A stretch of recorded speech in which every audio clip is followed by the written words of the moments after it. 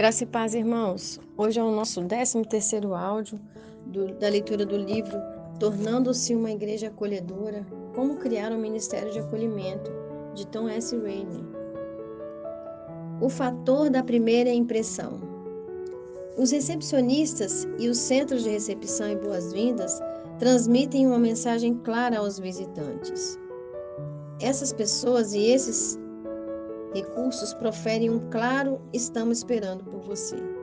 Isso é crucial para as primeiras impressões dos visitantes. Na verdade, aquilo que acontece no primeiro intervalo de tempo entre o momento em que o visitante chega à igreja e se senta no local de culto molda sua primeira impressão de modo significativo. No entanto, os recepcionistas e os centros de recepção e boas-vindas dizem ainda mais. Eles não dizem apenas "estamos esperando por você", eles dizem "nós queremos você aqui". E um visitante que se sente bem-vindo e bem-quisto é um visitante que provavelmente voltará. Isso é realmente muito importante. Pontos a considerar. Em uma escala de 1 a 10, onde 10 é a nota mais alta e perfeita, como você classificaria o Ministério de Recepção e Boas-Vindas de sua igreja, conforme as informações deste capítulo? Número 2. Quais mudanças sua igreja poderia fazer para ficar mais próxima da pontuação total? Número 3. Na cultura da igreja primitiva, era comum saudar uns aos outros com um beijo santo, conforme retratado em 1 Tessalonicenses 5:26. Saudai a todos os irmãos com ósculo santo.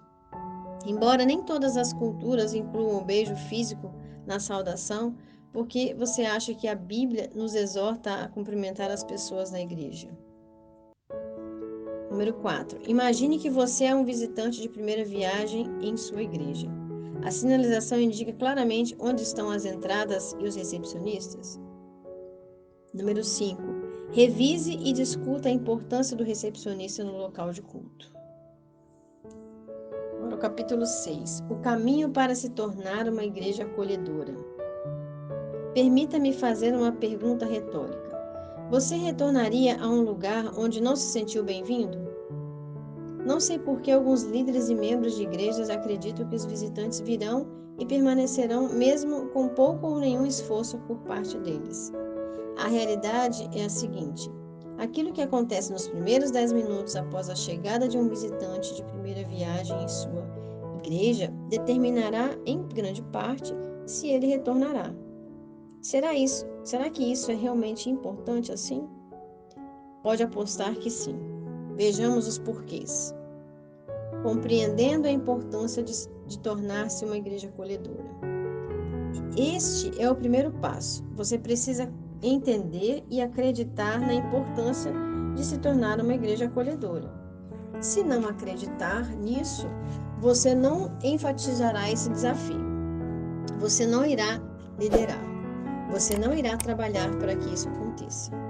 Ser uma igreja acolhedora é uma realidade exigida pelo Evangelho. Você já leu algumas histórias relatadas nesse livro. Então, por favor, não encare a questão como uma mera correção metodológica necessária em sua igreja. Pense, por exemplo, na visita de uma pessoa não crente à sua igreja.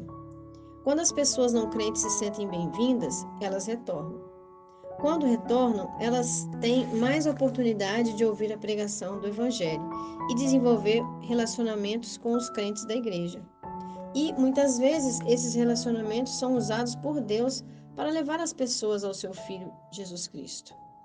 Em média, quantos visitantes de primeira viagem você estima que apareçam na sua igreja a cada semana?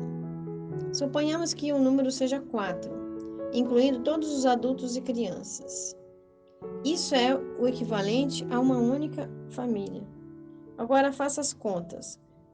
4 convidados de primeira viagem por semana são mais de 200 pessoas por ano. Visitei uma igreja cujo público médio era de 280 pessoas. Eles monitoraram seus números e descobriram que recebiam, em média, 6 visitantes de primeira viagem por semana. Normalmente, a igreja recebia a visita de 1 ou 2 famílias por semana. Eles ficaram impressionados quando perceberam que recebiam mais de 300 visitantes por ano. Mas não são os números que nos motivam, e sim as pessoas que compõem os números. Embora devamos definitivamente alcançar as pessoas que estão além das paredes de nossas igrejas, imagine a diferença que faríamos se fôssemos igualmente eficazes em receber as pessoas que nos visitam. O primeiro grande passo no caminho para se tornar uma igreja acolhedora é entender a importância incrível desse ministério. Transforme o acolhimento em uma das prioridades da liderança. Eu amo os pastores e os demais líderes da igreja, eu realmente os amo, mas eles possuem inúmeras responsabilidades, em várias áreas diferentes. Um número esmagador de exigências e distrações são características comuns de suas vidas cotidianas. Então, onde os líderes da igreja deveriam gastar seu tempo? Nós começamos com a Bíblia. Os líderes da igreja primitiva, quando confrontados com o ministério que os afastariam de suas prioridades, fizeram a seguinte declaração, em Atos 6.4. Mas nós perseveramos na oração e no ministério da palavra. Isso está bem claro. A prioridade número 1 é dedicar tempo à oração e à palavra de Deus. Então, o que fazer? Embora eu não diga que as prioridades que defendo sejam universais para todos os líderes da igreja, eu os encorajo a focar sua liderança em 3 pilares: ide, grupos e visitantes. Ide. Com muita oração, o líder da igreja deve guiar a igreja na obediência à grande comissão. Grupos. Em geral, os membros espiritualmente saudáveis da igreja formam um grupo pequeno. Eles compartilham mais o evangelho. Eles leem a Bíblia com mais frequência e eles se voluntariam com mais liberalidade. E eles ofertam com mais generosidade. Visitantes. Nesse ponto do livro, espero que você já tenha entendido e aceitado o porquê e como os ministérios de acolhimento são importantes. Um ministério de acolhimento liderado e apoiado pelo pastor e por outros líderes da igreja é um ministério propenso a fazer a diferença.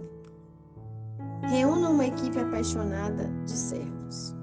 Independentemente do tamanho de sua igreja, você precisará de várias pessoas para que o Ministério de Acolhimento desempenhe bem essa função. Essa equipe deve ser composta por pessoas que tenham um coração servil, pessoas cujo foco esteja nas outras. O apóstolo Paulo descreve com vigor o papel dos servos em Filipenses 2. Nessa passagem, ele escreveu que se tornar um servo significa seguir o exemplo de Cristo. Devemos nos lembrar de que esse é o exemplo que levou Jesus à cruz. Precisamos que a equipe de acolhimento seja composta por membros que respondam positivamente à admoestação de Paulo em Filipenses 2:3. Nada façais por contenda ou por vanglória, mas por humildade. Cada um considere os outros superiores a si mesmo. Uau! Imagine uma equipe de membros comprometidos a tratar as pessoas dessa maneira, incluindo os visitantes da igreja. Isso seria transformador para os visitantes e para a igreja. Esses servos são cruciais para a eficácia de um ministério de acolhimento. Eles estabelecem o exemplo e o tom que devem ser seguidos pelos outros membros. Ficamos por aqui, queridos. Na graça e na paz do Senhor Jesus.